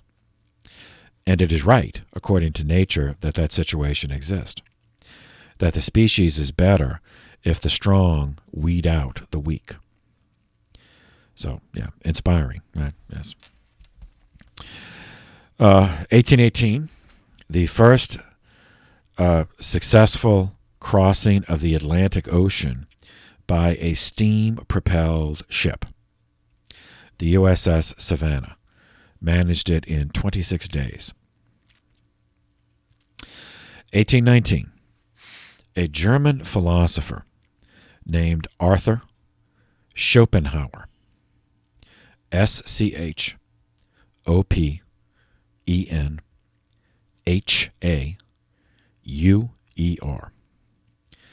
lived from 1788 to 1860. In 1819, he published an essay titled The World as Will and Idea, in which he argued that natural man by nature, does not long for the good, the true, and the beautiful. Instead, by nature, man is driven solely by his own will, the impulse to impose his own ideas onto those around him. The stronger a person is, Schopenhauer reasoned, the greater the number of inferior people he will succeed in imposing his will upon. The weaker a person is, the more wills, more other wills, he will endure during his existence. Prevailing values in a society, government, philosophy, did not reach the level of prevailing because they reflected any objective truth. Instead, they only became ascendant because they were the values of the strongest, and the strongest imposed those values on the weakest. Schopenhauer's ideas, cynical as they were, had a profound influence on a younger German philosopher. Their lives overlapped. Friedrich Nietzsche, Nietzsche,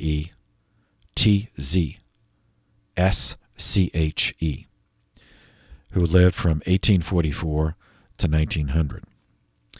As seen, the influence of Schopenhauer can be seen in Nietzsche's 1886 work titled Beyond Good and Evil. And Nietzsche influenced Adolf Hitler. So Schopenhauer through Nietzsche to Hitler. The will. It's the idea. There's no right or wrong. There's no objective right or wrong. It's the will, and it's nature. So, that's how, someone like Hitler could convince himself that it's right, this is right, what I'm doing. This is my imposing my will. And, every time I succeed, that just validates, how right I am. So it goes back to this whole idea. See, once you detach from correct metaphysics, once you don't have a Catholic metaphysics, which starts with God and comes down to us, then this is the kind of thing that happens. This and many other malfunctions, because then it's just what each individual wants. Okay, Pius VII died on July 20th, 1823, after a reign of 23 years. He would be followed by the 6-year pontificate of Leo XII.